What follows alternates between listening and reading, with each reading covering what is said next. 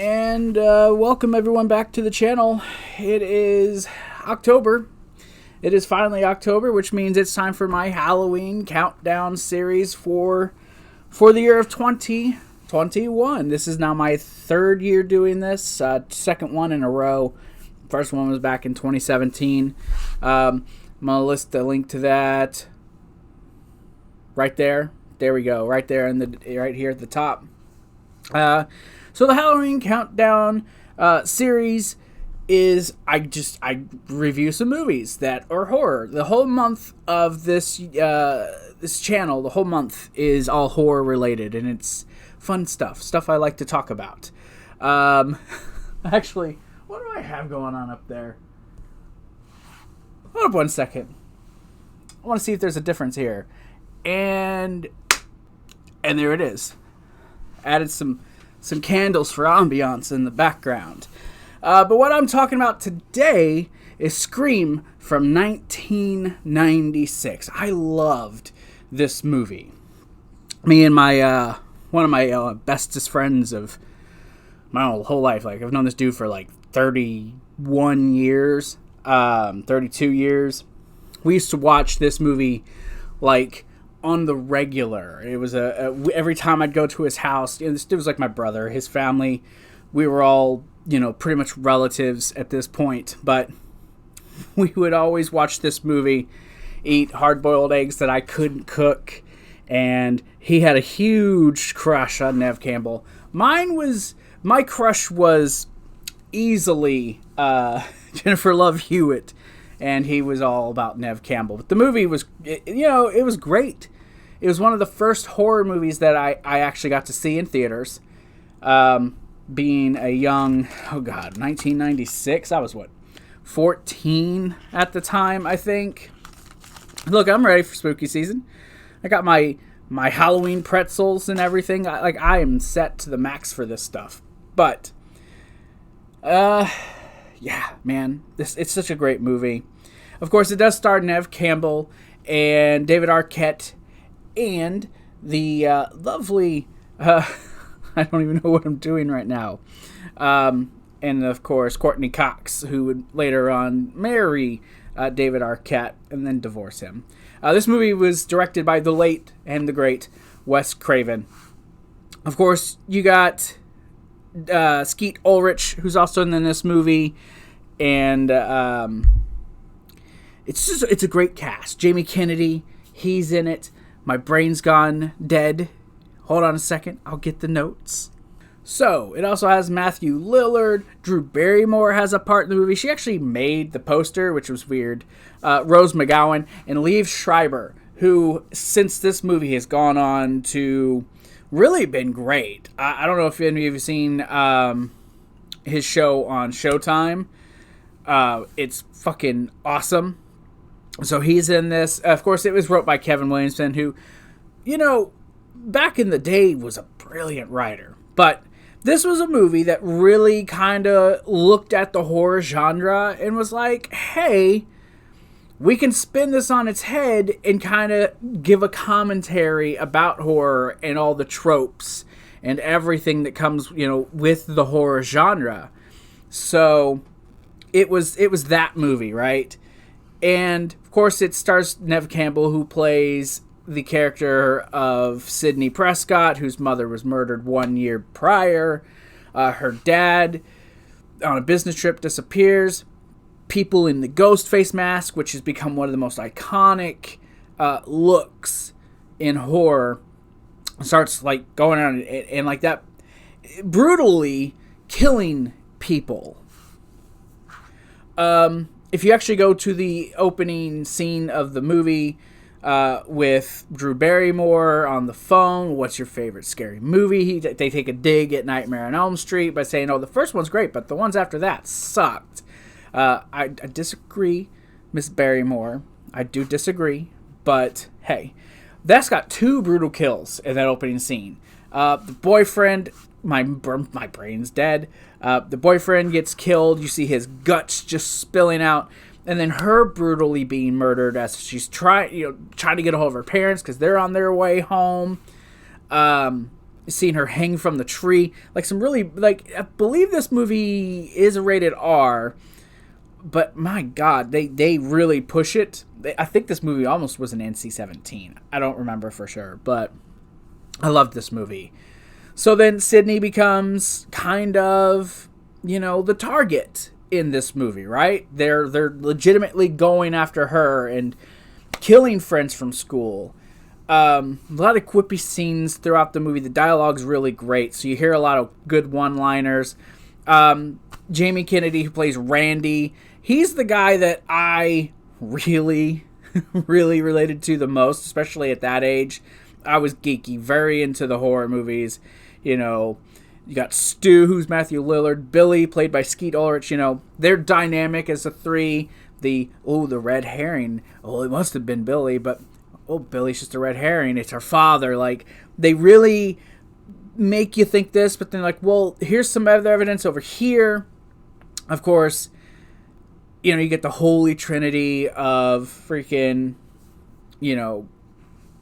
Sid and Dewey and Gale, who are the main three antagonists in the movie.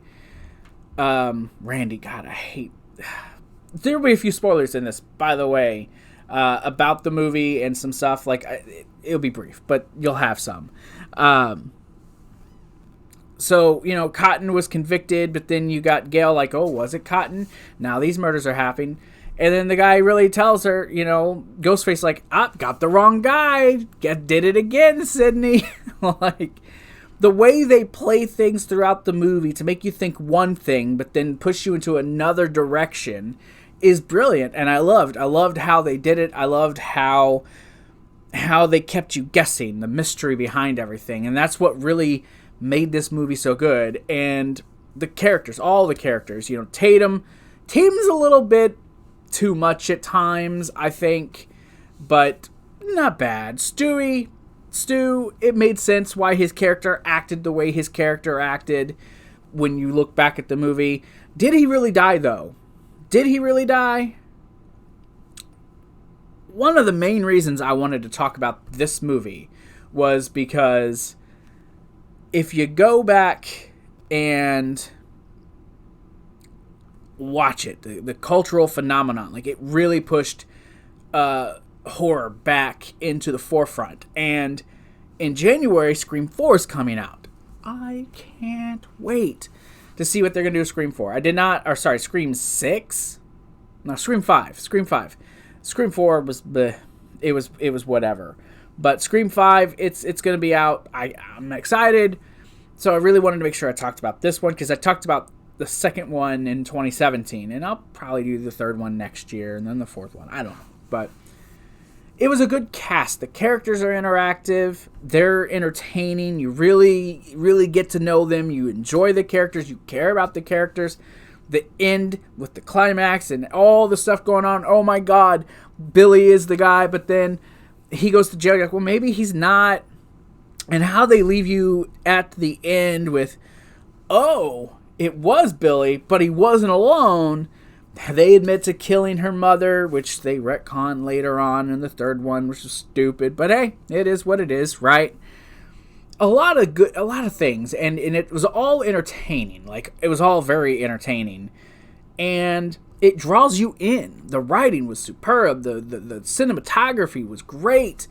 The music of the time, it was all so fantastic. I give this movie an A+. 10 out of 10. Whatever your highest grade is, that's what I'm giving this movie. Sure, it's got some shortcomings. Maybe it tries to be a little too self-aware at points. But that was the point, right? That was the point. So it's why I liked it so much. It's why I enjoyed it as much as I did. So yeah, I think Scream 1996 was excellent. Go watch it, right? Like, I'm not going to spoil a lot of the plot, because if you haven't already seen this movie, you should go watch it. It's October. Watch all 4 of the movies and then go see the new one in January. You'll at least like the first 2, for sure. if you have seen it, well, you know the movie. You know how good it is. You know, Jennifer Love, not Jennifer Love, huge tits, but, the Tori Spelling comment about, oh, if they made a movie about me, they'd probably just cast Tori Spelling. And then you see that in the next one, so they follow through. It's just, it's good. You see, and I remember high school. These were definitely teenagers in 1996, the way they act. Because I was a high schooler, like, the next year. So, I mean, it was great. So, no, I was 13 when this movie came out. It was definitely targeted towards me and my demographic. That's for sure. And I loved it. I loved this movie. I loved everything about it. I'm rambling at this point. I'm talking, but nothing's really coming out. It is what it is. So, it was good. The mystery behind it, the whodunit scenario, Ghostface becoming iconic, Sidney Prescott and all of them, it was everything. It launched Neve Campbell. She did Wild Thing a couple years later. You know what I'm saying? That was pretty fun. So, yeah. But that's my review of Scream. These won't necessarily be full-on reviews, as more as my thoughts and recommendations. Like, hey, go watch this. This is a good movie.